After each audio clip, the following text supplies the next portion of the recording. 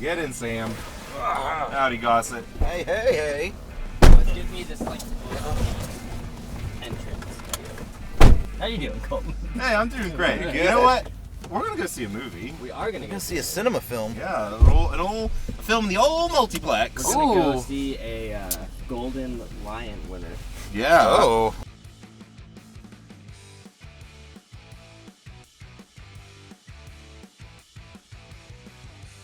I'm Sam. And I'm Gossett. Hey. And I'm Colton. Gossett, we brought you along here today. Yeah. Because word on the street is that you know a thing or two about clowns and perhaps groups of clowns, posse, one might say. That's true. I've been out in the field, as it were, trying to uncover like true knowledge. Been doing some work with the Insane Clown Posse, trying to puzzle it out. Some ethnographical studies of Oh yeah. ICP. Yeah, their culture, their cuisines, as it were. Where can people find such content? Oh, well, that's going to be fun. All in one place, actually, with the podcast Remedial Jugonomics, which is available on iTunes, Google Play, Stitcher, wherever fine podcasts are found. Oh, yeah. Yeah. Well, today we're going to go investigate a different kind of insane clown. Oh. Because we're seeing Joker. Oh. There's no controversy at all surrounding this film. No, everyone's like, it's Yeah. a movie that's fine. It's ethical. No one has anything to say about it. It's not the sort of movie that people are talking about before it comes out. Yeah. No one said a word about this movie before they've seen it. This is the first I've even heard of this film. The only opinions that have been voiced have been from the film critics who saw it at the film festival. Yeah. That. No one had a problem with it being at those film festivals. Yeah. No expectations. The tagline of Joker. Yeah, exactly. Don't bring anything in with you. Please don't bring anything in with you. Yeah, exactly. Let's talk about just what this is in general. I mean, Joaquin Phoenix is a great actor. I'm expecting a solid performance from Joaquin Phoenix. It's directed by Todd Phillips, Who's like director of The old Hangover. school, the Hangover movies, at least the first one. and almost literally nothing else. I don't know much else about him. Joaquin Phoenix, though, pretty much anything he's ever in, I'm like, alright. Yeah. The trailer for this movie really sold me. So after DC started a recent string of movies, and then they're announcing, in the midst of us, we're in the middle of like Justice League era DC movies, okay? Yeah. And then during Justice League coming out, they're like, and we're going to do a standalone Joker movie. With Joaquin Phoenix, produced by Scorsese, that was like the first stuff to come out. I don't think that came out right away. That eventually started coming out. But when it first came out, it was like a standalone movie with the Joker. The thought was Jared Leto's Joker. Yeah. Like, And I was like, I don't know about that, DC. And then it was like, it's going to be Joaquin Phoenix. Like, I guess that's interesting. With Scorsese producing, Scorsese did not produce this movie, so I don't know where that came from. I don't believe so. The movie definitely looks like it's Scorsese inspired, for sure. I thought I read somewhere that he produced it. I tell you, that I was not really, had no expectations of this movie until that trailer came out, and I think that trailer's pretty good. Oh, yeah. Juggalos have thoughts on clowns in general. Famous think ones like Joker. More of what I see is actually like Harley Quinn based. That's more from the Juggalette side of things. I can see that. And I would actually say that instead of Harley Quinn influencing the Juggalo community has influenced Harley Quinn. Wow. Quite a lot. I mean, if you look at her wardrobe choices as it's changed over the years, True. it's incredibly more in line with going out to the gathering. She does remind me of all like the Juggalette girls that were in my high school. Yeah. It's just like, man, I feel weird about being sort of attracted to some of you. So I've also always felt about Harley Quinn.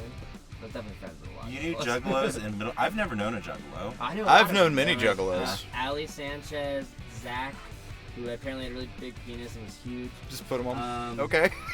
I don't know his last name either. I mean, also, like, sorry if I gave you that description. I don't know, there are more. I can't remember the names. I want you to name all the people you've ever associated with right now, Sam. Let's go see. Send some text during the movie. Let's see a cinema film.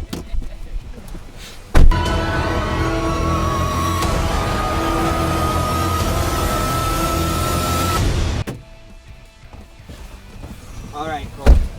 What's up, Sam? We're taking the long way. Oh shit! We got so much to talk about. Oh, in this yeah. movie, I think. So let's talk real quick. In general, Okay. what do we like? What do we like about the movie? I listened to some reviews beforehand that were a little bit more like, it was more like it's acting the most instead of acting the best. Disagree. And I'm like, I disagree. Hard disagree. I think for sure it was like an over-the-top character, but I think he brought subtlety and nuance to it.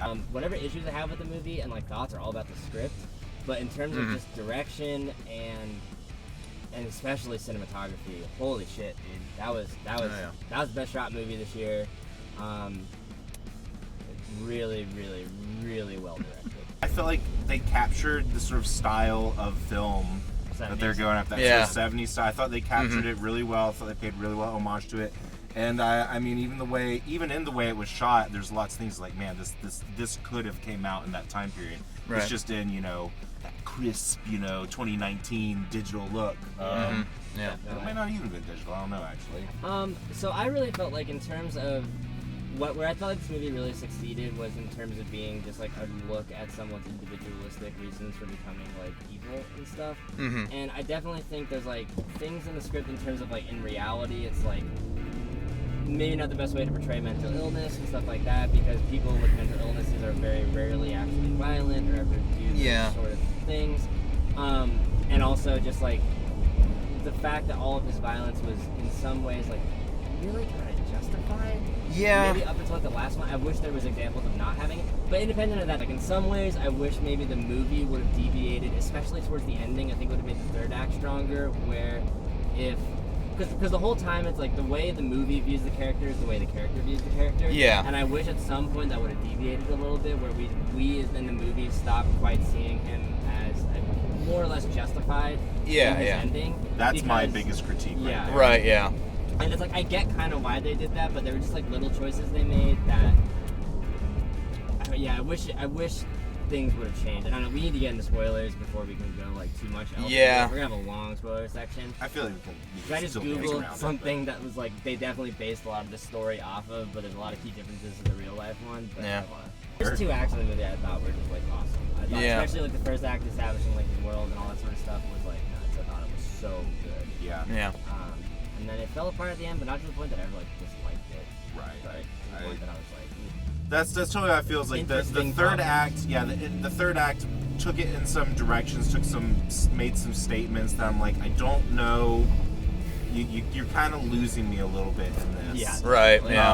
But I like the way that they chose to pull it off, chose to achieve it. I like a lot of the choices made. I don't like a lot of the statements made. Yeah. So let's do a general rank it, how you feeling about it, would you recommend it? Let's get a general version of that out, then we'll hop into spoilers. On Letterboxd, which you should follow us on, I gave it 3.5 stars. I've already forgot. Hang on. I gave it 3.5 stars. And I would definitely recommend seeing it. It's not a normal comic book movie. It's going to be something that definitely might spawn a lot of arguments and anger to clear with. But I think those movies are worth seeing and are worth arguing about. I think that shit's important. Yeah, absolutely. I enjoyed it for the most part. I think there's a lot of good stuff going on in it. Yeah. It reminded me a lot, I was saying to you guys, it reminded me a lot of the movie Us from earlier this year. It's not a one-to-one how it reminded me of Us, but I think, and Sam might disagree, I think there's a lot of different reads that you can pull out of this movie. I think there's a bunch of different reads you can pull out. And that's where I was dancing around a lot, because it's like, oh, what is the movie trying to say this, or is it trying to say this, or is that, and maybe that's it being unfocused. But I think that, I don't know, there's a couple of specifically interesting ways. But Gossett, what do you think? I would give it like a solid B. I really liked it as well. I am probably gonna give it another watch. Yeah. To give some more attention to it. Yeah. It's a thing where as you said, it's not a traditional comic book movie. It's not really a comic book movie. Don't go in with any kind of thing like that. Yeah. And I would say that when it starts to try and do some of that arc wielding, it maybe doesn't work as well. Yeah. But as just a good standalone, I would say absolutely check it out. So. Yeah.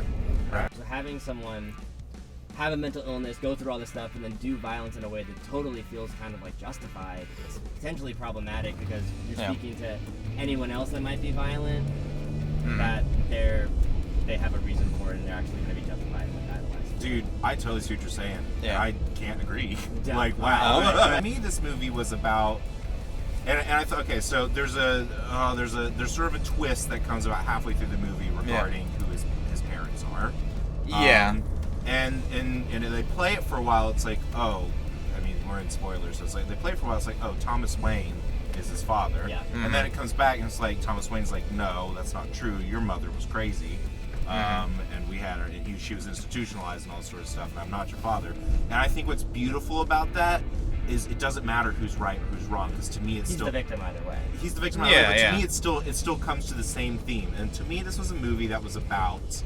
To me, my big takeaway from this movie is it's about generational, like basically the way that we treat in our society. The way that we treat... Are you saying we're in a society right now? Yeah. The way that we treat people who have mental illness, and mental illness in general, and it's sort of the after... To me, this movie is sort of like the aftermath of generations of that. And it happened to his mother, whether or not she was delusional or actually suffered from mental illness like Thomas Wayne claimed. It doesn't matter either way, because it's about the generational effects of stuff like that. No one should go out and just kill people. Hot take. But that's a hot take. But I do think that they were definitely making you empathetic towards his actions. Yeah, definitely. In a way that is like how he perceives it. How he perceives it. Not empathetic in a sense that's like, oh, that's like this is okay, but empathetic is like you can see how he came to do this stuff. I like that Thomas Wayne is in it. I like that that's an interesting thing. And that he's a dick. Yeah, you don't need to touch on anything else, really. But I fundamentally disagree, because to me, the whole idea, if there's this Batman universe, which has never been depicted before, where normally in Batman, Thomas Wayne is always like a paragon of kind of goodness in a world gone bad and like all this sort of stuff, and he sort of like deifies his parents. I mean, that's why he's always, I mean, maybe this comic where this is different, but in everything that I've seen. But I mean, it's like he always seems, in all the film adaptations, he always seems to like, his parents are kind of like deific, his parents are like... Especially the Nolan ones. Absolutely, all this sort of stuff. But if there's this idea where like he eventually has to like come to terms with like his own like kind of like privilege and the way he has deified his parents and how they have hurt people, and how he has to like deal with that, and either he has to like just commit to being violent and just dealing with his own shit, or potentially like pulling back, like that wrestling of like what he's doing, that's a fascinating movie, and Joker fitting into that is amazing. So to me, it's like, I don't know if it's ever gonna happen. It probably isn't. It'd be really cool. Fuck, if the Robert Pattinson Batman goes up against this Joker, fuck, dude, I'd cry. I'd be so happy. This sounds so cool and potentially different from all the other Batman movies we've seen. Yeah. And I really want Batman to be a part of this. Listen, I don't think you're wrong. Any closing thoughts? I don't know. Go see it. Go argue about it. Argue with us about it. Yeah, absolutely. Find us on, where can they, we should do this, like where should they find, Gossett, where can people find you? You can find me on Twitter at It's Gossett Yo, on Instagram at SuperGossett64. Of course, you can find me through my podcast, Remedial Jugonomics, and Unfollow the Revolution, which is also about society. A society. A society. That we live in? That we will live in. That we could live in. Get out and vote. Yeah, please. Oh, God. And Colton and I don't really do social media, but we're on the RockPunch Discord, and we both have letterbox pages. Mine is just Sam Goodwin. I think mine's just Colton, because I got on Letterboxd like when it launched. So I snatched that that Colton username. Your Letterboxd name is just Colton. Cool, so I was right. Boom. Yeah, so find us, message us, show us your reviews. We'll follow you back. We love talking about movies. We love arguing about movies. And go argue about this one. Like us, I think this movie's going to prompt a lot of discussion. Some people are going to love it, some people are going to hate it, and that's beautiful. Yeah, buddy. Yep. It's always when the best stuff comes out. Controversy creates cash. Oh, you're totally right, man. I'm gonna go cry in a corner. Let's go see another movie. Let's